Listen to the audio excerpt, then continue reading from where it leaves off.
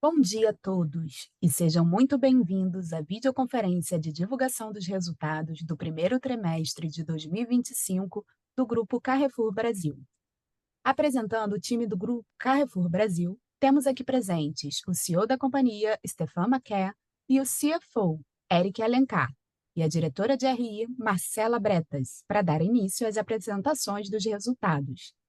Informamos que esta videoconferência está sendo gravada e será disponibilizada no site de RI da companhia, onde se encontra disponível a respectiva apresentação.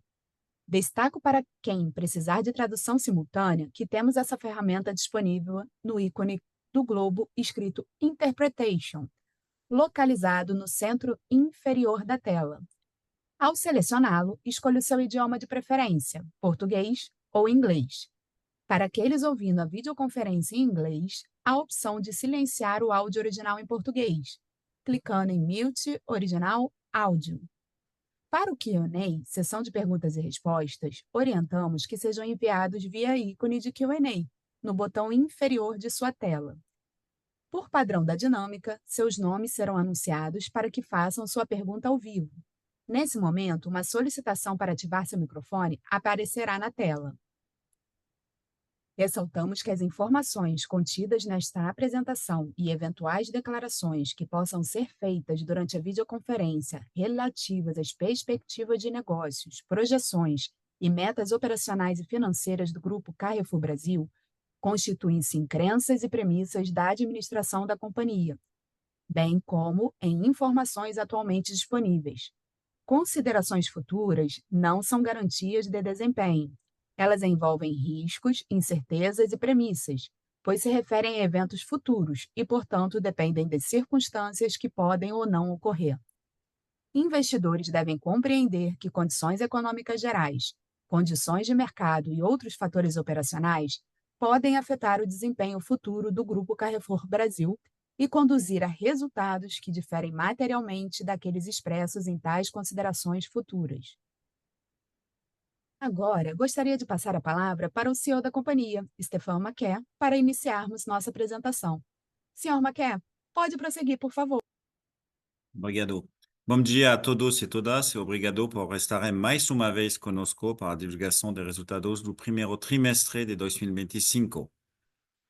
Iniciamos o ano com mais trimestre de crescimento em ritmo forte nas vendas, com ganhos de market share em base like-for-like no atacadão pelo quinto trimestre consecutivo.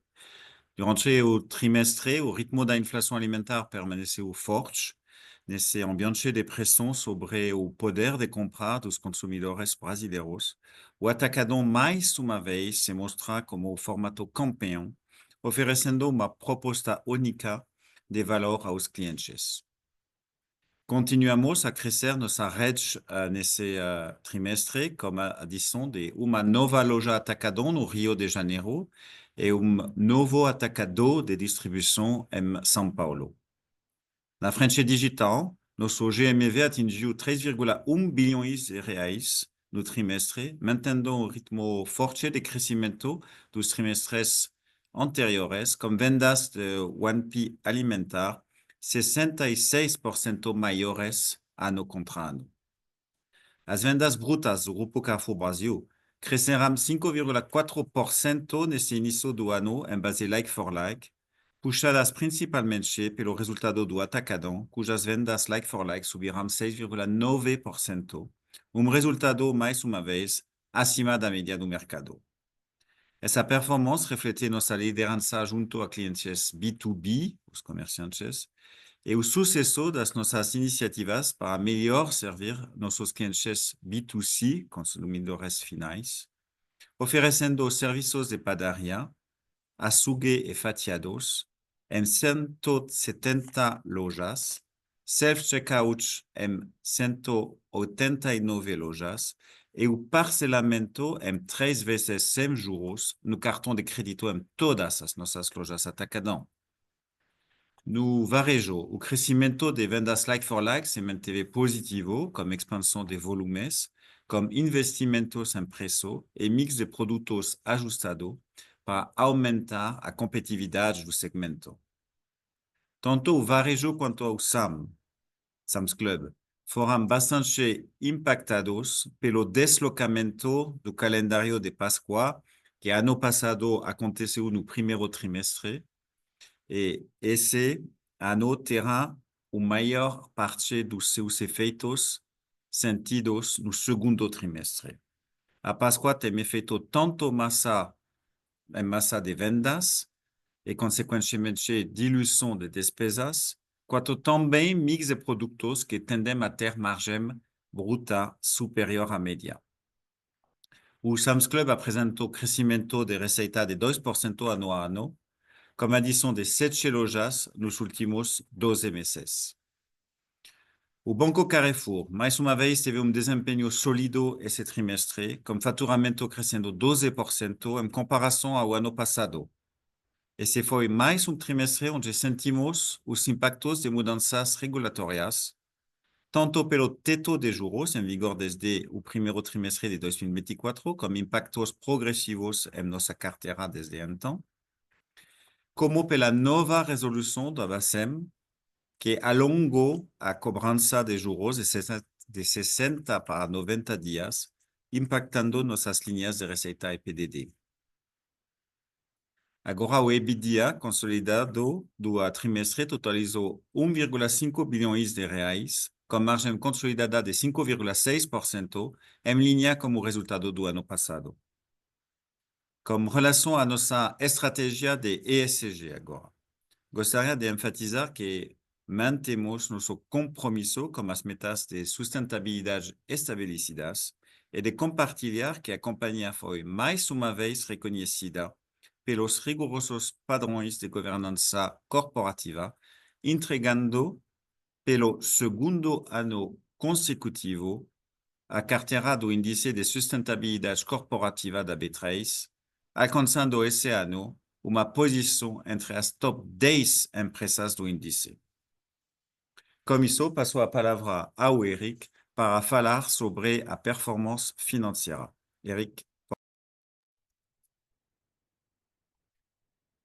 Obrigado, Stefani. Bom dia a todos. É um prazer estar aqui com vocês novamente. Nos próximos slides, eu vou passar brevemente com vocês pelos números que vocês tiveram acesso ontem à noite.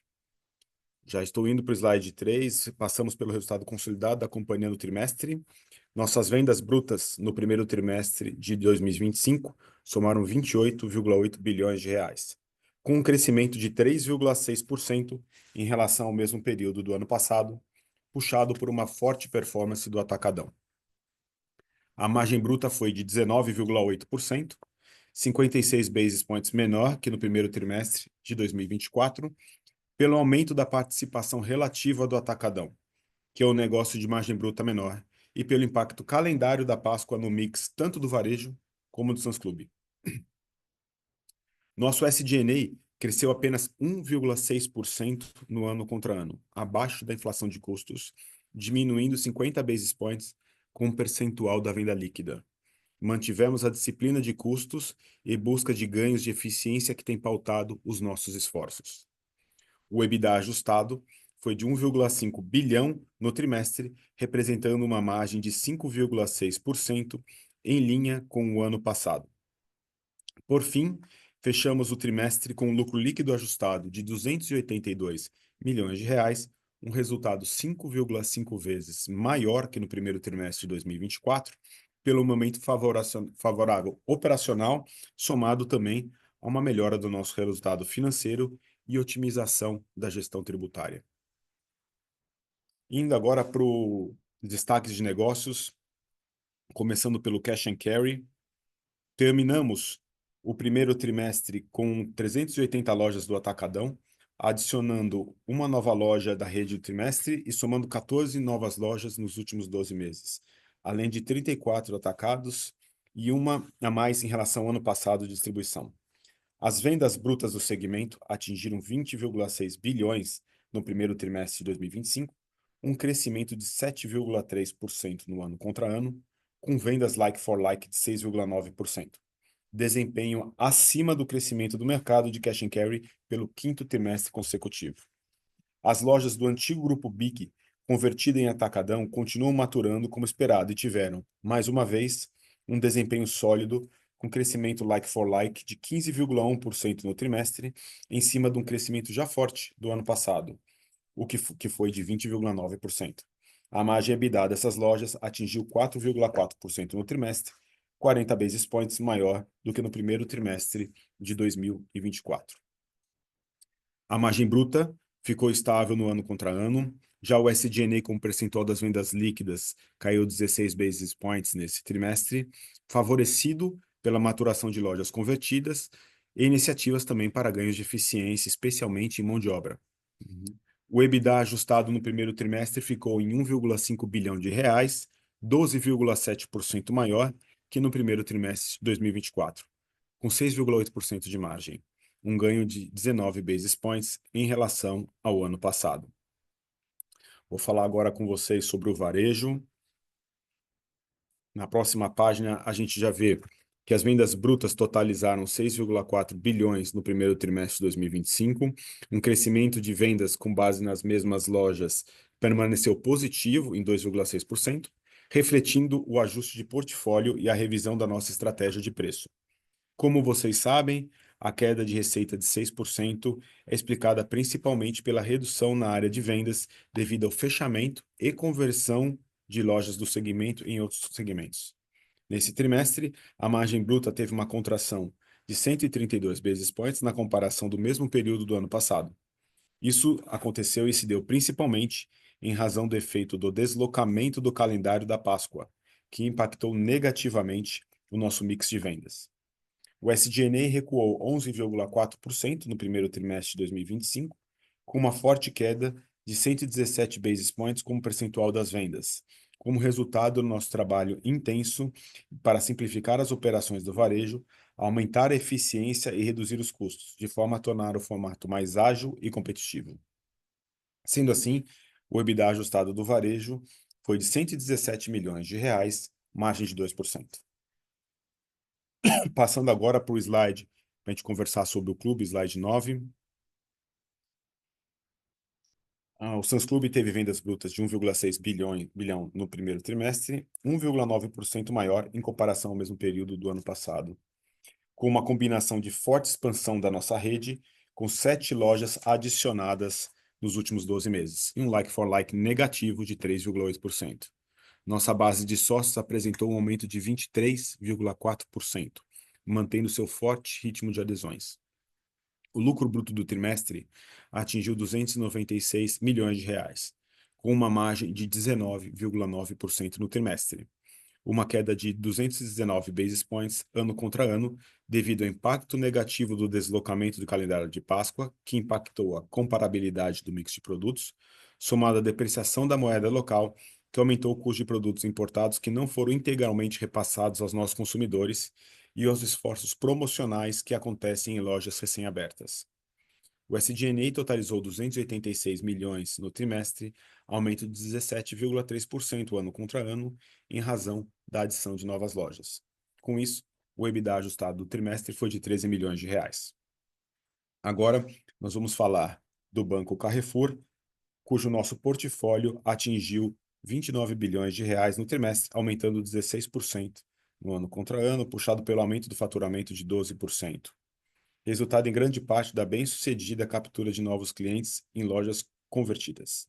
No trimestre, tivemos o impacto da nova resolução do Bacen 4966, que passou a permitir um maior período de cobrança de juros de 60 para 90 dias de atraso, impactando a receita e a carga de risco do segmento. Essa mudança teve um impacto estimado nos índices de inadimplência de cerca de 250 a 300 basis points no ano contra ano, explicando a maior parte do aumento do non-performing loan, né, como vocês veem aí à direita do gráfico, que vocês enxergam.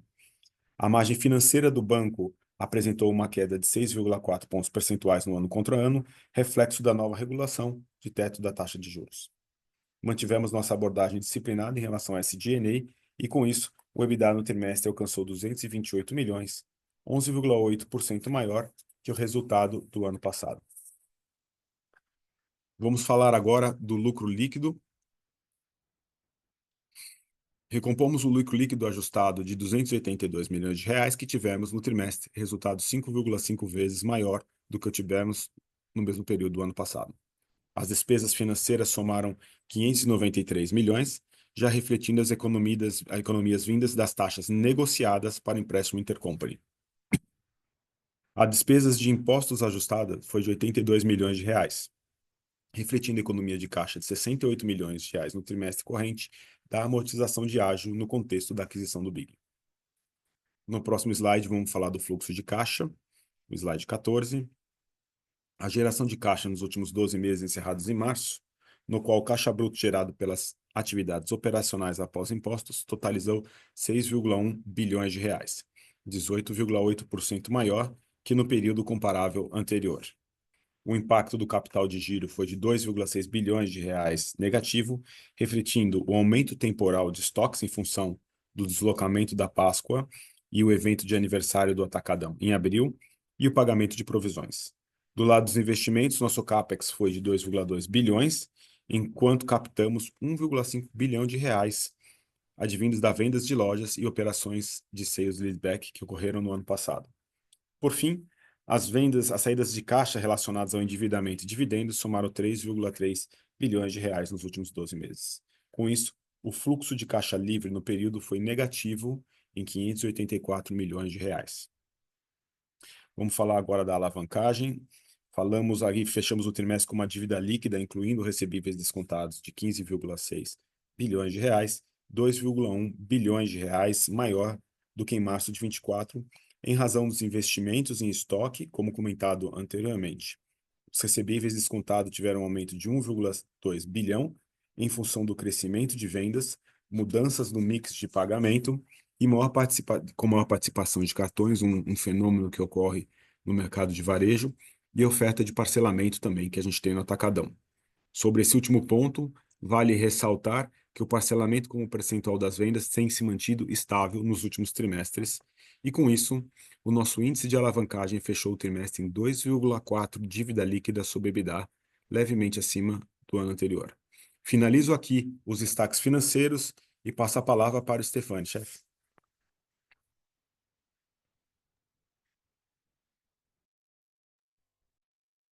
Obrigado, Eric. Como vocês podem observar, continuamos executando exatamente o que nós propusemos a fazer.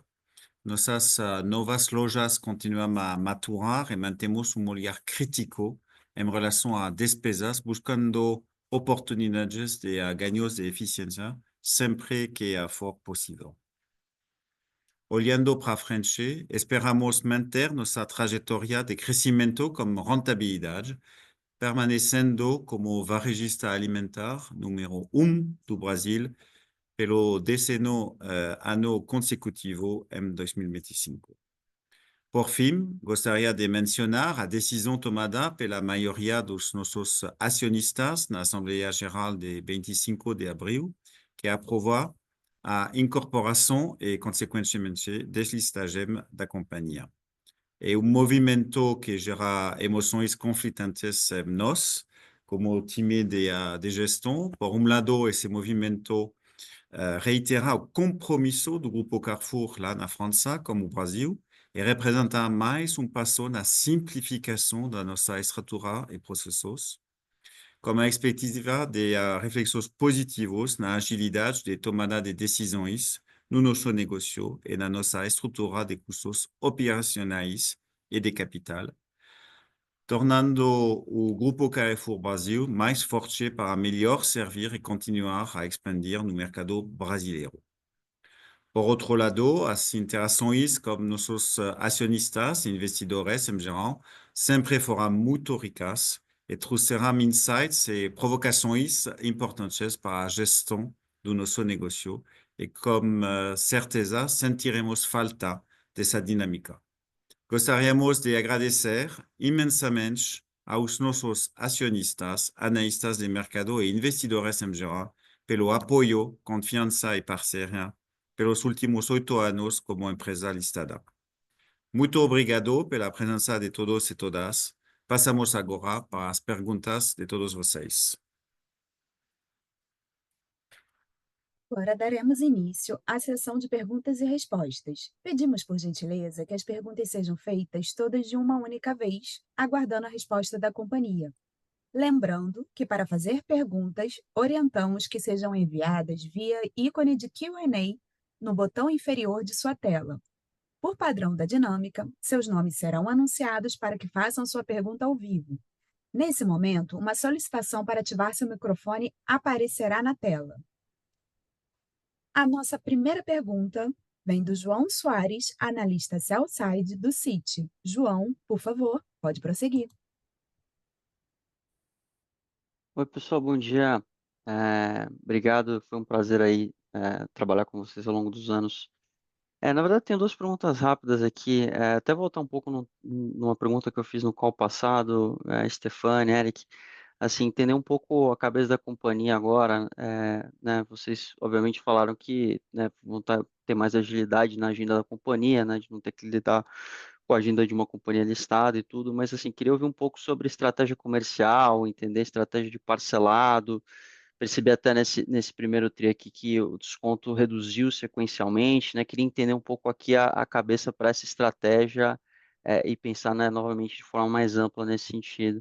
E o segundo ponto em relação aos estoques, a gente viu já um player aí reportando também um aumento de estoque em função do build-up aí da Páscoa, como vocês colocaram, mas enfim, também tem estratégias específicas, campanhas de venda da companhia, então eu queria separar aqui o que é um efeito mais macro da Páscoa e o que é a estratégia da companhia. Obrigado. Obrigado, João, pelas perguntas. Eh, Bem feliz com a nossa estratégia comercial, tanto no Atacadão como no Carrefour.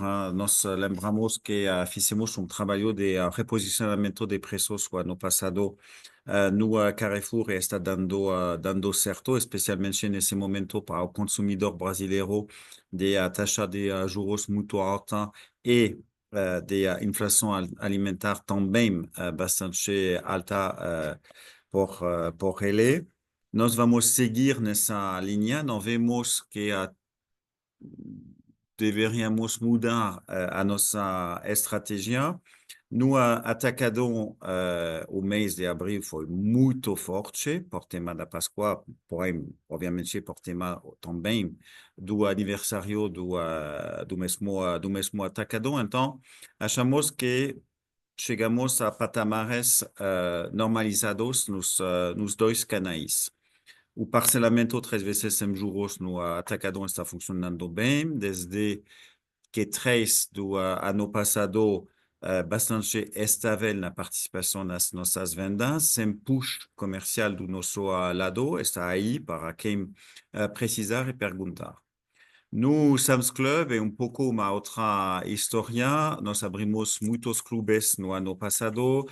Os nossos sócios aproveitaram esses novos clubes para ter uma loja mais conveniente e mais próxima dos lares deles. Então, tivemos algumas mudanças e ano de consolidação, além, obviamente, também do efeito da Páscoa no Q1, que mudou para o Q2 e do que já falamos durante a nossa fala do efeito também das importações um pouco mais caras. Então, um momento um pouco mais de acertar as coisas do lado do Sam's Club. Mas bastante feliz e a nossa estratégia comercial não vai mudar por tema do fechamento do capital. Vou deixar o Eric responder para mais em detalhe para estoque, mas antes disso, queria dizer que final de março esse ano tinha dois impactos, ter Páscoa em abril, o que obviamente leva muito mais produtos no estoque da sazonalidade, no Carrefour como no Atacadão, e ter também, como cada ano, mas cada vez mais forte, aniversário no Atacadão. Então, é uma passagem um pouco específica, esse fechamento do Q1. Eric? João, tudo bem? Vale falar também que está sendo muito bom trabalhar com você aí. Espero que outros fóruns a gente consiga trabalhar junto também. O que eu ia passar para você? A gente saiu de 62 para 66 dias de estoque. Isso foi exclusivamente, o Stefano acho que já falou, então só estou colocando alguns números para dar um cheiro aqui, exclusivamente por questões temporais, tá? A filosofia da companhia é de tentar trabalhar cada vez mais com um estoque mais enxuto. Para você ter uma ideia, o dia A desse ano foi 25% mais alto que o do ano passado, que tinha sido já um recorde. Então, em vendas. E via de regra, obviamente, depois de um dia desse, você tem uma ressaca. E a ressaca foi muito reduzida porque logo após houve a Páscoa. Então gerou mais um outro movimento comercial positivo. Terminamos abril com um estoque começamos abril com estoque 4 dias maior, terminamos abril com estoque já menor do que do ano passado. Então esse 1 bilhão e 700 milhões a mais que houve entre um ano passado e agora foi mais que consumido em abril, que foi um abril muito forte. Então acho que isso já ajuda a você entender um pouco não só a filosofia, como um pouco o cheiro de como essa aposta calculada da companhia deu certo tanto na Páscoa como no dia A. Não, tá ótimo, ficou super claro, Eric, e obrigado aí pelas respostas. Obrigado, Stefano, também.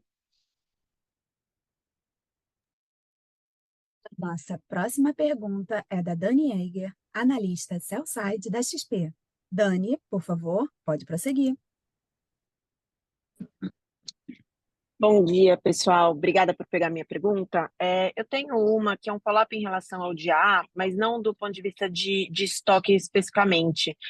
Historicamente, assim, vocês têm um poder de negociação muito bom, né, com os fornecedores, e aí vocês, inclusive, já comentaram em outros calls, vocês conseguem até uma melhor competitividade com isso, e aí margens, né, que não ficam comprometidas por conta desse menor preço. E aí, ano passado, vocês tiveram, né, a introdução do parcelamento exatamente nessa campanha.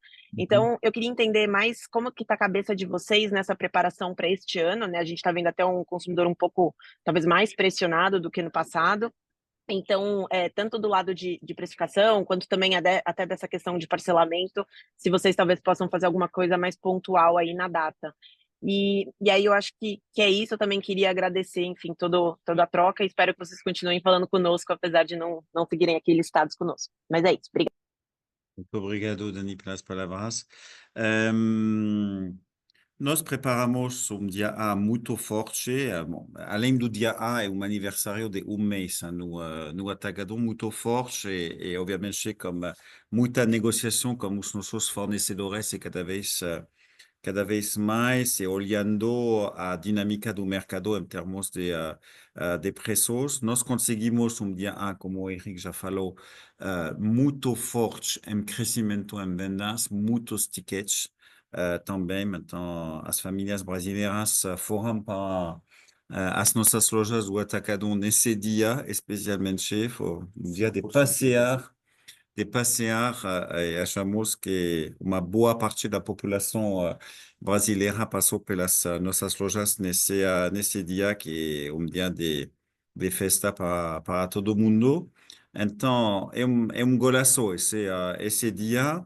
Estamos, obviamente, preparando tudo isso, olhando a margem bruta desse dia e do aniversário como todo. Bom, não podemos divulgar já resultados nem vendas do mês de abril, mas foi verdadeiro mês muito forte e muito positivo em termos de resultados. Estamos bem felizes do mês de abril. E o parcelamento, como eu disse, não foi uma adicional como o ano passado, porque, como você falou bem, no Q2 do ano passado, colocamos esse parcelamento a 3 vezes em juros. Um pouco mais forte, como um pouco mais de push comercial nessa época para instalá-lo. E agora fizemos isso durante esse mês do aniversário do Atacadão, na mesma linha que nos últimos meses, sem push. Então, não foi elemento relevante para a dinâmica muito positiva do dia A. Obrigado.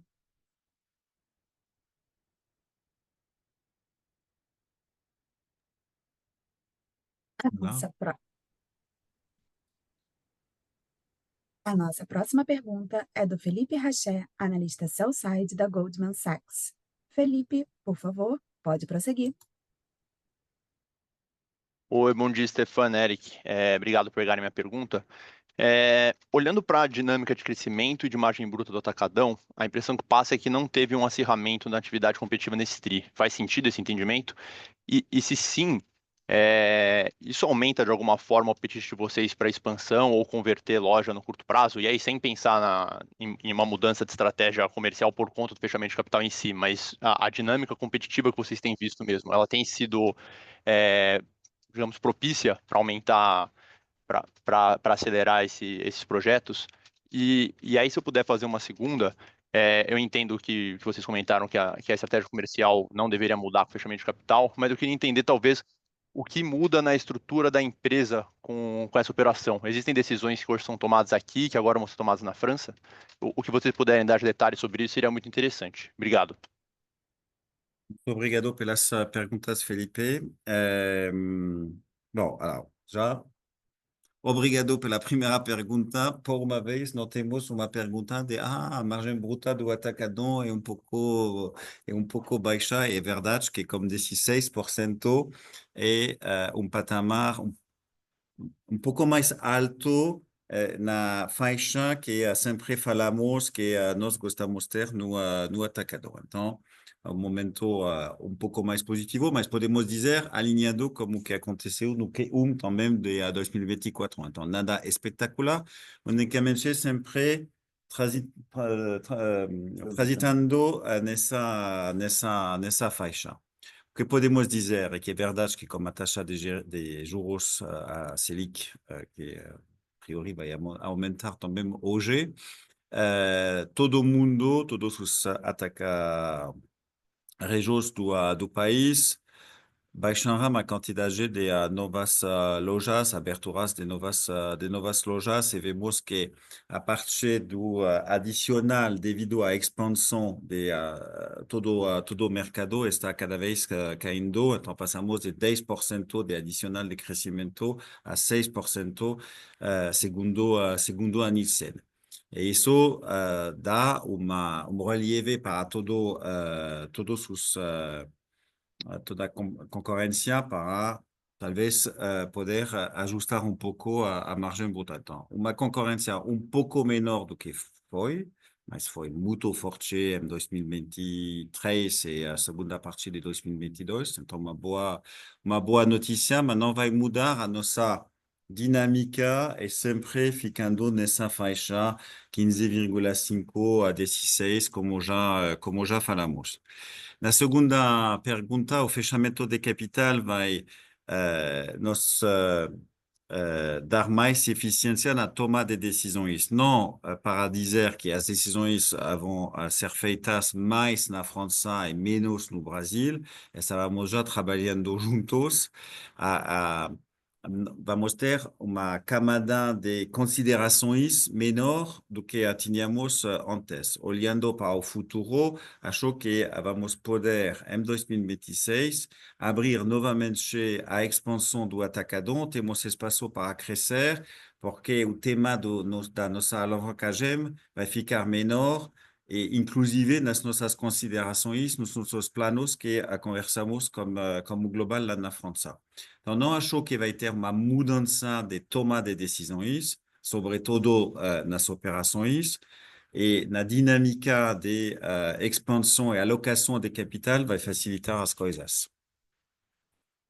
Perfeito, muito claro. Obrigado, Stefan. Eu queria aproveitar e agradecer também pelas trocas aí nos últimos anos e espero que a gente mantenha esse canal aberto. Valeu, pessoal. Vamos. Nossa próxima pergunta vem do Vinícius Preto, analista sell-side do Itaú BBA. Vinícius, por favor, pode prosseguir. Bom dia, pessoal. Obrigado por pegar minha pergunta e obrigado pela parceria em todos esses anos. Eu queria explorar um pouco esse ponto que você comentou, Stefane, da expansão, retomando um pouco mais a partir de 2026. O que vocês veem de oportunidade regional? Quais são os mercados que vocês acham que faz mais sentido focar a expansão? E também nesse ângulo regional, quando você olha a performance do Atacadão por macro-região ou por estado, onde vocês têm visto um destaque, seja mais positivo ou negativo em termos de performance, de competição mais ou menos acirrada? Obrigado. Obrigado pelo comentário e as perguntas, Vinícius. Bom, temos espaço para crescer no atacadão em muitos estados. Sempre estou reforçando que no estado de São Paulo ainda ficamos atrás do nosso concorrente preferido e achamos que aqui temos espaço para tomar a liderança como temos em outros estados chaves. Então, o estado de São Paulo sempre vai ficar como foco para nós. A concorrência foi muito alta nos últimos anos, com a chegada do Mufatomax, por exemplo, e as conversões do Açaí. E nós temos que retomar essa liderança nos próximos anos. Além disso, temos espaço em muitos estados. Estava recentemente, como Marco e o Pablo, no estado de Pará. E, por exemplo, nesse estado, vemos também espaço para abrir mais lojas do Atacadão, como muitos outros estados, inclusive no Nordeste. A performance por macro-região no Q1 é bastante estável entre as 5 regiões do país. Temos mais uma vez uma concorrência um pouco menor do que foi no estado de São Paulo, então estamos recuperando um pouco de crescimento nesse estado, mas nada muito notável entre as várias regiões do país. Obrigado. Perfeito, E muito obrigado, Stefani. a nota da criatividade do seu relatório, a última dança, né, que você colocou. Parabéns pela criatividade. Nossa próxima pergunta é do Vitor Fuziharo, analista sell-side do Santander. Vitor, por favor, pode prosseguir. Bom dia, Stefan e Eric. Obrigado por as perguntas. A primeira é um pouco para ver se vocês podem compartilhar um pouco sobre como tem sido o comportamento do gap entre a inflação interna e a inflação de alimentos, que acho que até vocês exploraram bastante no último call, e se estão vendo algum sinal mais claro de trade-down de categoria ou produto recentemente. E a segunda é mais focada para o business do atacadão, né? Então, se puderem comentar um pouco de como tem sido essa dinâmica de canal B2B e B2C também seria interessante. Obrigado. Obrigado pelas perguntas, Vitor. Eu vou começar com a segunda pergunta. No atacadão, vimos, como já falamos um pouco ultimamente, uma aceleração das vendas B2B. Já faz alguns meses por tema da aceleração da inflação alimentar, que vem desde já a metade do ano passado, e já falamos sobre isso. E no primeiro trimestre ficou acima. Os operadores comerciantes estão recomprando os estoques deles e estamos aproveitando dessa dinâmica. Então, uma dinâmica um pouco melhor nas vendas B2B que B2C dentro do like-for-like do atacadão. Sobre a primeira pergunta, nos dois canais, Carrefour e Atacadão, temos uma inflação interna um pouco menor que a inflação alimentar, segundo a IBGE, porque, como já falei, tentamos segurar um pouco as inflações e ver como podemos ter produtos de valor menor nas nossas lojas. Então, o mix fica também um pouco mais barato do que era, por ia dizer culpa, devido ao nosso trabalho para acompanhar os nossos clientes e, sobretudo, o consumidor final. Não vemos trade down muito forte, além do que nós colocamos em produto de entrada de gama, de marca própria no Carrefour, por exemplo. Então, uma inflação interna um pouco menor do que a inflação alimentar do país, segundo a IBGE. Obrigado.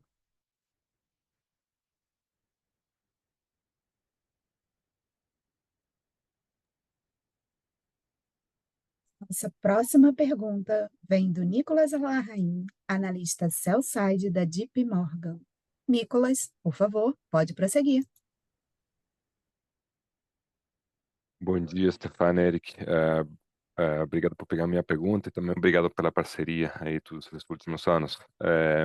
Aqui do nosso lado, eu queria também perguntar um pouquinho sobre a margem bruta do Atacadão. Por um lado, né, vocês comentaram que o B2B foi mais forte, mas do outro lado também vocês têm colocado mais serviços na loja e queria entender se vocês talvez estão testando um pouquinho a elasticidade aí do lado do B2C, como que vocês veem ao cliente respondendo frente a mudanças de preço? Essa é a minha primeira pergunta. E a segunda é sobre as lojas convertidas do Big. Como que vocês têm visto a maturação dessas lojas? A gente viu aí um ganho na linha de SG&A. E interessante também entender de vocês como que vocês têm visto essa loja e se talvez tenha aí espaço para reinvestir um pouquinho mais em preço, considerando que o EBITDA, a marginalidade já está perto, né, desse nível histórico do 7%. Obrigado. Obrigado, Nicolas, pelas perguntas. Bom, a margem bruta do Atacadão sempre está composta da margem bruta das nossas vendas B2B e vendas B2C. Por um lado, as vendas B2B têm uma margem bruta menor que as vendas B2C, sabemos disso. Então, ter tido um pouco mais de dinâmica nas vendas B2B esse trimestre que nas vendas B2C tendría a ter uma margem bruta um pouco menor, mas conseguimos, por outro lado, equilibrar com as dinâmicas de vendas B2C e notamente nas lojas onde colocamos o serviço PAF, padaria, açougue e fatiado, além de ter negociações bastante boas com os nossos fornecedores. Cada vez que estamos colocando serviços nas nossas lojas, padaria, açougue, fatiados e self-checkout, é golaço em termos de dinâmica. Então, vemos uma dinâmica melhor nessas lojas que nas lojas onde ainda não colocamos esses serviços. E por isso que seguimos reforçando a presença desses serviços nas lojas do Atacadão, cada vez como os 3+1, padaria, açougue, fatiado, mais o self-checkout. E vamos seguir reforçando essa presença ao largo desse ano. Olhando as lojas Big, estão maturando bem, como falamos, inclusive em termos de rentabilidade. Não achamos que temos que acelerar baixando os preços nessas lojas. Vou reforçar que o ano passado fizemos o trabalho de arrumar a casa, então já bem que esse ano essas lojas que decidimos manter em Atacadão, em Carrefour, estão dando resultado certo. E lembramos que precisamos de 3 até 4 anos para ter a maturação completa dessas lojas, seja lojas em Atacadão ou lojas convertidas para o Carrefour. Vou dar a palavra. Oi, Nicolas, tudo bem? Passar só uma informação para você, que eu acho que é legal saber que as lojas do Big estão crescendo, né? Você pega o grupo de Cash and Carry com 6,9 de like for like, isso inclui nessa ponderação 15% de like for like das lojas do Big. Então mostra que essas lojas elas estão ainda no ramp-up de maturação que é positivo sobre o lado do crescimento de like for like, estão com uma margem EBITDA aí em torno de 4,5%, 4,4%. A gente sabe que as lojas maduras chegam aí entre 7 e 8%. Então tem ainda espaço, está crescendo e está conforme a curva de maturação que o Stefano disse. Então aqui são boas notícias nesse sentido. Super claro. Obrigado, Eric e Stefano. A nossa próxima pergunta é do Andrew Ruben, analista sell-side do Morgan Stanley, e essa pergunta será feita em inglês. Mr. Andrew?